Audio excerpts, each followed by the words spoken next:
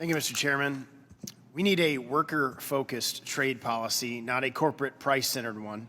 And we need to take every step necessary to achieve balanced trade and eliminate the trade deficits that are bleeding our economy to death. We should use tariffs strategically to stop unfair trade in our market and to ensure the elimination of trade deficits. We've been running deficits of hundreds of billions of dollars year in and year out for decades. These trillions of dollars come back in the form of foreigners owning American assets permanently. The United States net international investment is an astonishing negative $16 trillion. Foreigners own $16 trillion more here than we do around the world. Foreigners, including China, own these assets and the future income from these assets. China has engaged in economic aggression against the United States for years. It has a mercantilist policy designed to build its economy at the expense of others, including ours, using a largely closed market and massive subsidies.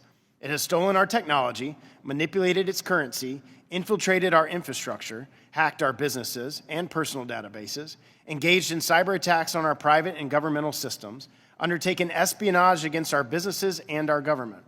China accounts for 80% of all counterfeits coming into America, and their IP theft alone has been estimated to cost us $300 billion annually.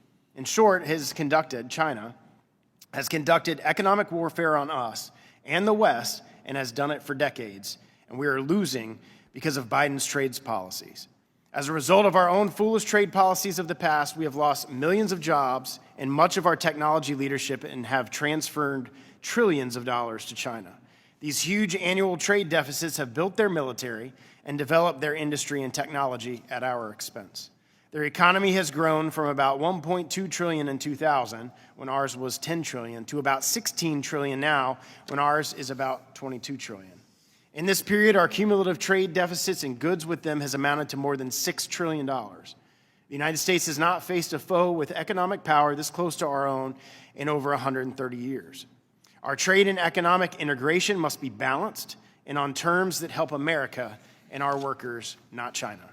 We should not link our technology sectors with China, and we should have no trade or industrial cooperation in the security or joint use technology sectors, period. We need to limit Chinese investment in the U.S. economy and to regulate outward investment to China. We should put tariffs on all products imported from China until we achieve balanced trade, and we must insist that they buy our products if they want access to our markets. In the remaining time I have, Mr. Greer, if there's anything that I stated that you would like to expand upon, I will yield my remainder time to you. Certainly, I'm happy to do that, and I think that your policy prescriptions are things that we need to strongly consider. Coupled with Dr. Murphy's comments, policy prescriptions for dealing with China depend on what you think about the threat. So if our premise is China is a threat, they're a generational challenge, we think that they are preparing for military conflict with their neighbors or heaven forbid, even us. If that's the case, then we need to be thinking about our trade relationship in a way that strengthens our manufacturing and defense industrial base, maybe at almost any cost. If you think that threat is overblown or you think that people are being alarmist, then your ideas on what the policy prescriptions are going to be will be different. So I think we need to have a conversation about that. I fall in the first camp that I'm concerned that we're on a knife edge right now and that we need to make sure our trade policy reflects that. But I think we need to talk to China. I think we need to be clear with them. I think we need to set ground rules. I think we need to do enforcement so that we can avoid that kind of situation, that we can have a strong base. The strongest thing we can do for our allies is have a strong industrial base here in the United States and be the arsenal of democracy. We can't do that if we're sending our manufacturing overseas.